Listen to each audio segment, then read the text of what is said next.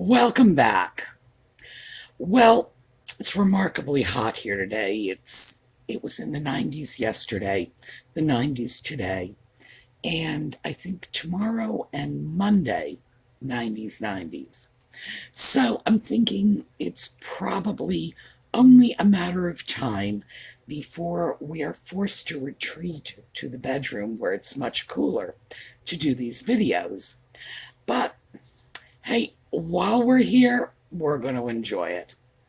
All right, today we are taking a look at the rest, well, most of the rest of my last trip to Bedford. And I hit one booth that just had a terrific sale. So we'll take a look at that when we come back.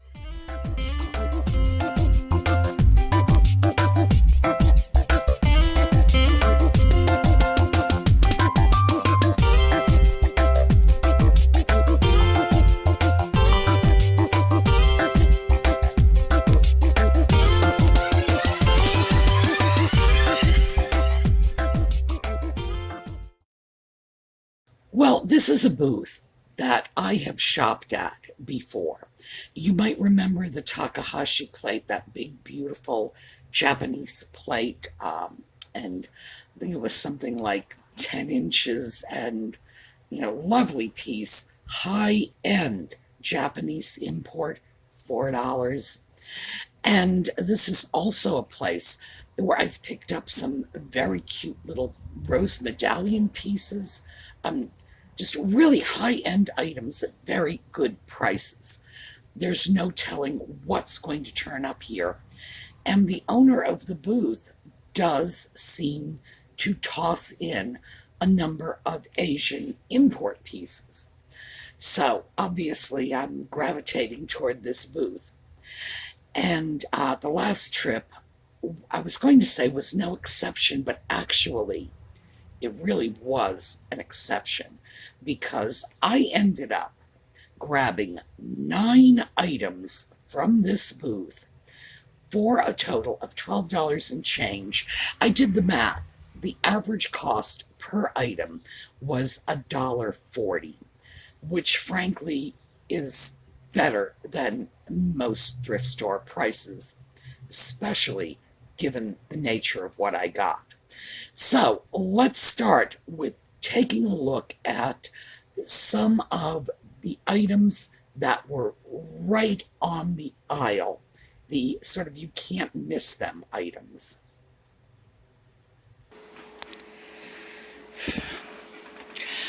I've been getting some really good deals from this little booth lately, especially over here. Now, mind you, 40% off makes everything a smashing deal, but in here there are little plates and cups and so on, sort of all tucked off, kind of hard to find. But 40% off, I'm willing to look. $3, hand-painted Japan picture. Yes. This, $1.50. This is, I don't know how well you can see this beautiful lusterware. When it catches the light, it's just so iridescent. $1.50. It appears to be a Jamaican souvenir. No problem coming home with me. And this is $2.75. Beautiful hand-painted Japan plate. It's a wall plate. It's got, the little hanger on it. Lovely sort of contemporary, abstract-y kind of design. I love the colors. So that, too, comes home with me. And all of these, the price is so low just on the surface. With another 40% off, you gotta know those are super bargains. Well, for starters, that little Japan pitcher, I was calling it a pitcher. It's a watering can, I'm not sure if it was intended to be used as a watering can for houseplants or as a pitcher. I would say um, I would use it myself for watering houseplants. Seems to me that's what it was supposed to be. On the other hand, some of these Japan pieces, even though it might be a functioning watering can, might have actually been intended to be a planter. I think it would make a terrific little planter, African violets or something small.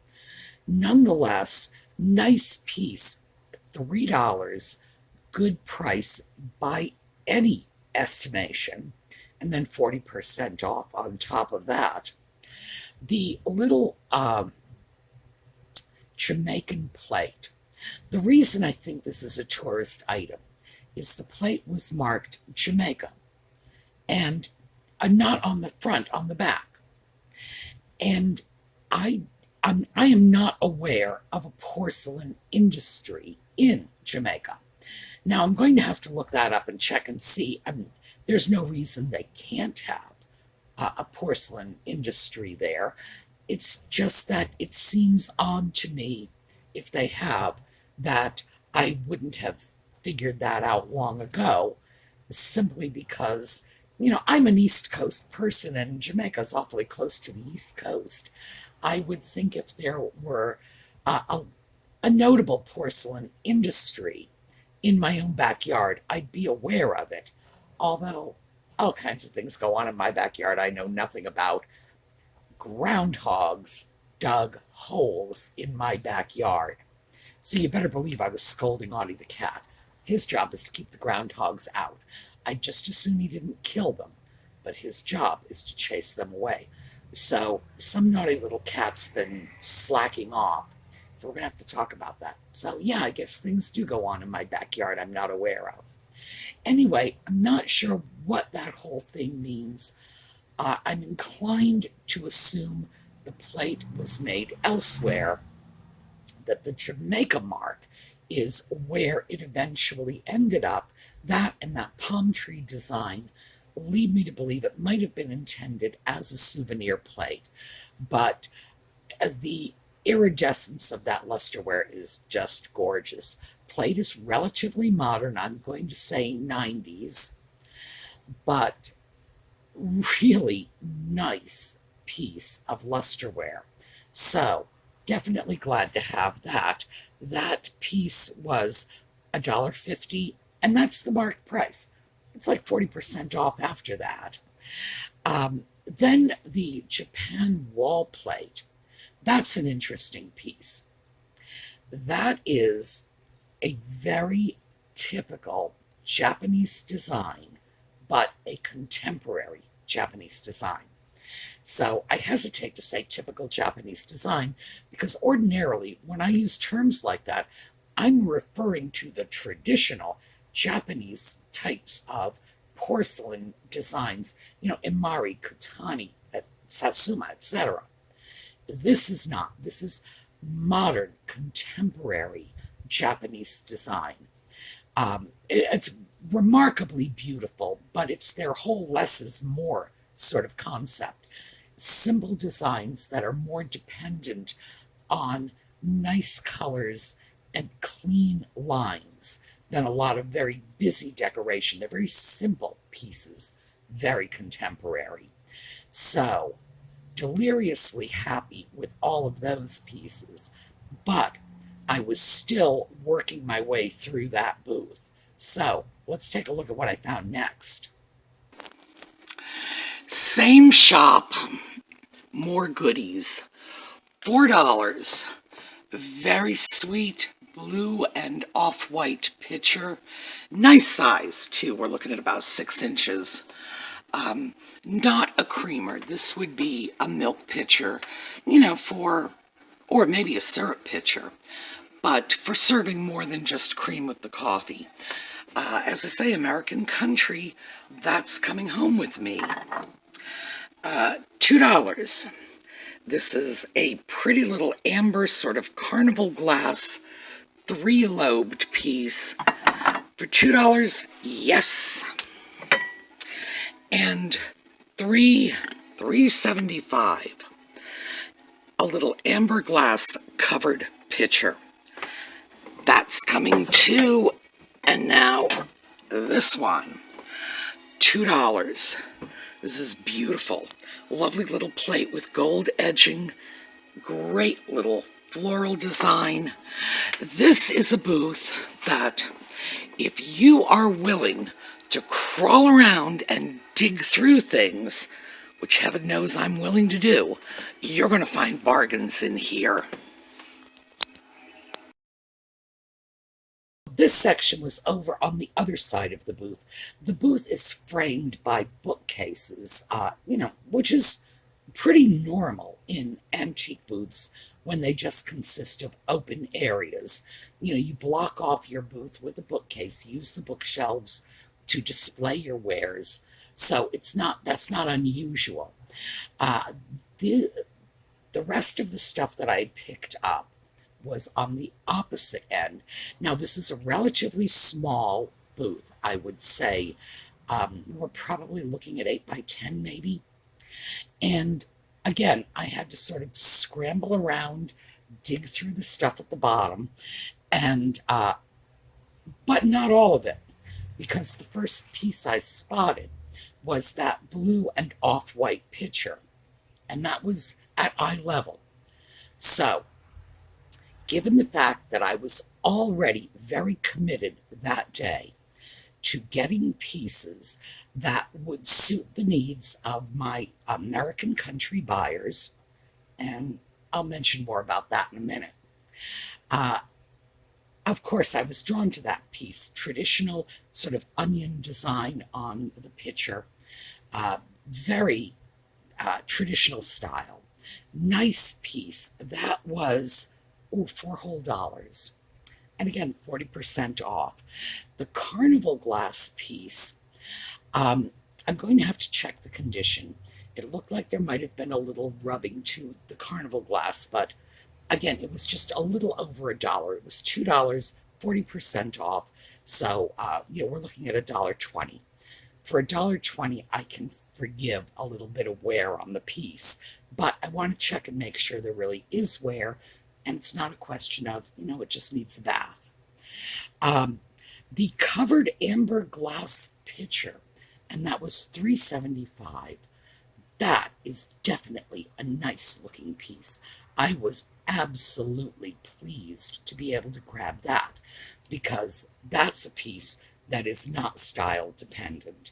That would go with anybody's decor, and covered pitchers sell. People like to be able to put a lid on top of their pitchers, which I totally understand. So glad to get that. But I think my favorite was that little hand-painted glass plate with the gold edging and the delicate flowers. That was just such a beautiful little piece. And that was $2. So after the 40% off, $1.20. That is one of those pieces that's going to go straight into the tidbit tray pile. And I'm glad to get it. However, not through yet. Take a look at the other thing. All right, I haven't left this booth yet. Pair of very pretty little, I'm assuming, tomato pitchers. $2 for the set. One is marked Germany, so I'm going to look for the marking on the other one. It's undoubtedly German as well. With 40% off, my goodness, this place is just, well, they're practically giving things away. I love dealers like this. So that was a set. Well, maybe not a set, a pair. Two little German tomato-shaped, I think they were tomatoes, they looked like tomatoes to me, tomato-shaped porcelain pitchers. They were $2, so they were $1 each. With 40% discount, they were 60 cents each for German porcelain and in such cute designs. Wow, I mean, that's like they're practically giving it away. I was very pleased to get those, as I've mentioned before. For some reason that I can't fathom, German porcelain sells for higher prices than Japanese porcelain. And that is the sort of piece that, I mean, if I had seen it and had to guess before I turned it over and saw the marking, my first guess probably would have been Japan, because they frequently made items like that. You know, a little pitcher shaped like a tomato or a pumpkin or whatever. That was a Japanese thing. So, I was just very impressed with the deal on that.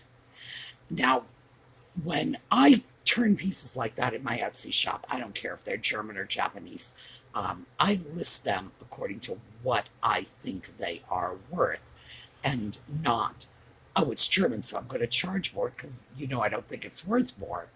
So, glad to get them all the same. Now, from there, let's see. Let's stay with American country for a while. American country is sort of a hard term to define.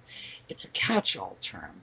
It's the term I use to describe the popular decorating style today that is, it's more rustic, it's more farmhouse, and you'll see this slip from American country over to French country, over to shabby chic, here and there. People put their own spins on it. So, for example, that little blue and cream picture with the onion design, I could easily see that sliding from American country to French country, you know, to shabby chic, to any of these less formal decorating styles. And the style is largely influenced by the stylistic influences that were around in colonial America. I will not call this American colonial because there was a decorating style, if you want to call it that, and I cringe to do so, back in the 60s called colonial. And it had nothing to do with colonial furniture whatsoever. It was, I consider it to be basement rec room furniture. Heavy woods, sofas with wooden arms and plaid seated back cushions and, you know, recliners and swivel rockers. And all the furniture had little pinch pleated skirts along the bottom in these horrid little plaids. And plaids were not a big thing in colonial America. No, they weren't. Checks were. Gingham. They liked gingham. They liked calico, small floral prints. They liked solids. But plaids, no. That really wasn't a big thing. Not only that, but some of these strange furniture styles. I have a fan blowing on me, so my hair is all over the place, and it's getting on my nerves, so. And I'm sure it's getting on your nerves watching me kick it out of the way all the time.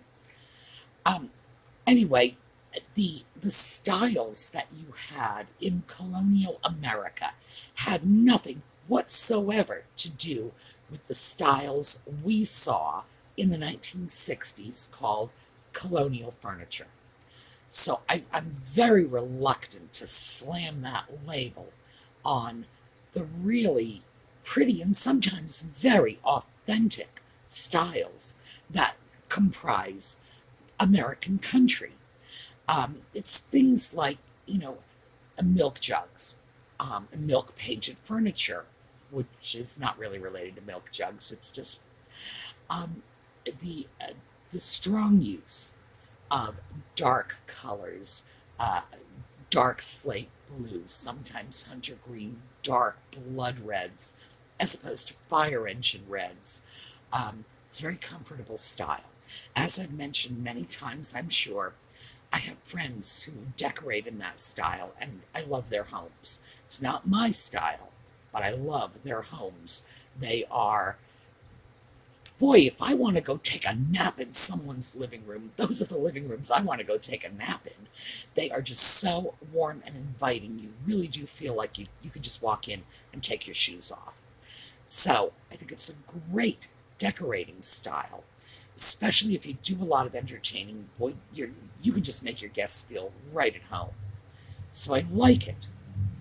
And we can get American country items here. I can get genuine items. I get wagon wheels here. And by that, I don't mean here's a wheel that looks like it came off a wagon. I mean a real wagon wheel off a real Amish wagon. I can get those things. But in terms of smaller decorative items, they tend to be scooped up by the locals very quickly because that is a popular decorating style around here. So if you have beautiful pieces like this, I personally love the pieces that come out of the Williamsburg pottery. We're not too far from Williamsburg. I'm in Pennsylvania, so it's just a couple of states south from us in Virginia. Williamsburg pottery pieces are wonderful. We also have a lot of local potteries that put out great pieces, but getting the kinds of pieces that are practical for me to handle in my Etsy shop, that can be a little bit of a challenge. So on this trip, I really just made up my mind before I even went into Bedford that this is a segment of my buying population that I want to really do some shopping for. So that's why I gravitated immediately toward the little country pictures and things like that. But I did find in one of the most surprising places a great piece of American country. So let me show you that. So I'm in another of Paul's little cubbies. This one is on the first floor. And I spotted this, and I cannot say no to it. $8. Well, I'll get my hand in there so you can see how big it is. I'm guessing this weighs about 2 pounds. A beautiful duck pitcher. The condition is very good on this, and I was just thinking to myself, I am really not doing enough to meet the needs of my American country collectors in my Etsy shop. And I'm thinking, yeah, that is definitely an American country piece. And for $8, and that's a huge piece. So this is something where I can put a reasonable markup on it and still offer a very good deal. So that is coming home with me. Yeah, that came from one of Paul's booths on the first floor. In fact, this booth was behind that glass cabinet, the one I had to get the staff to open so I could get that beautiful little Japan, probably Noritake piece of salt, pepper, and mustard on a tray. Behind there is a booth. You get in there, you scramble around. Sometimes you have to climb, like really, sometimes you literally have to climb to find what you want. But I walked in, and right in front of me was that just amazing duck pitcher.